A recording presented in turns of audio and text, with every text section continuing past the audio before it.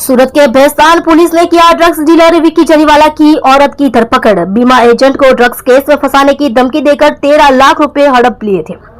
पति पत्नी का मामला सामने आया था। एक्सपोर्ट कंपनी में निवेश किया गया पैसा ड्रग्स कारोबार में लगाया गया था। पुलिस ने पहले ही ड्रग्स जब्त कर लिया था। उस मामले में बीमा कंपनी के एजेंट का नाम उजागर नहीं करने पर 13 लाख रुपए हेठिया लिए थे। आरोपी का आचरण संदिग्ध होने पर शिकायतकर्ता ने पुलिस से संपर्क किया। सूरत की भैंसतान पुलिस ने आरोपी दंपति विक्की जरीवाला की पत्नी कृष्णा जरीवाला को गिरफ्तार कर लिया है। इस अपराध का आरोपी विक्की जरीवाला बारडोली में सरदार पटेल नशा मुक्ति केंद्र का ट्रस्टी भी है।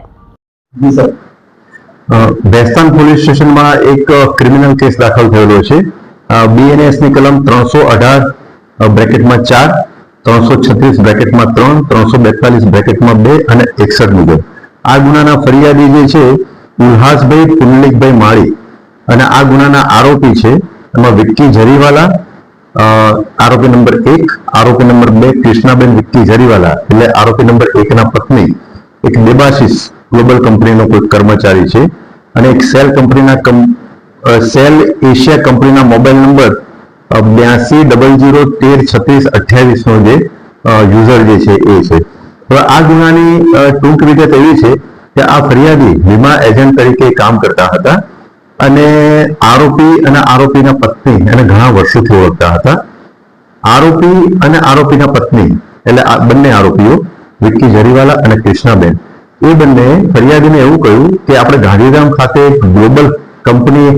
કરીને છે જે ઇમ્પોર્ટ એક્સપોર્ટનું કામ કરે છે અને એમાં જો તમે રૂપિયાનું રોકાણ કરશો તો તમને સારો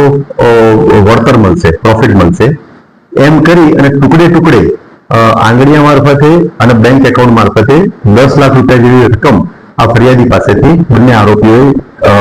જે તે જગ્યાએ મોકલાવેલી હતી। આંગળીયા થ્રુ અને બેંક એકાઉન્ટ મારફતે આરટીજીએસ મારફતે ટ્રાન્સફર કરેલી હતી।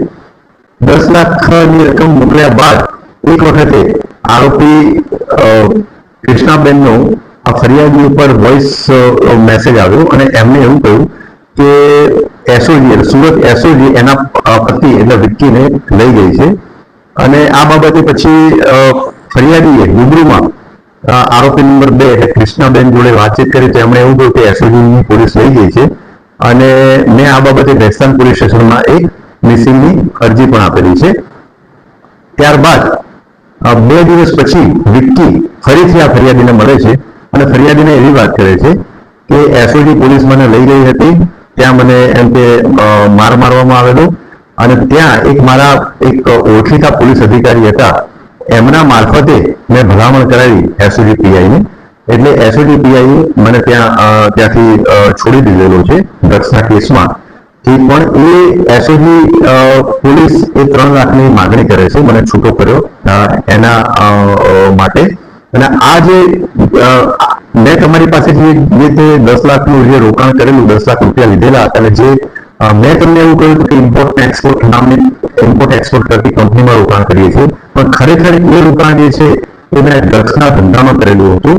અને આ જે ડ્રગ્સના ધંધામાં જે બીજો એક આરોપી જે છે દેવાશીષ આ એક કાલ્પનિક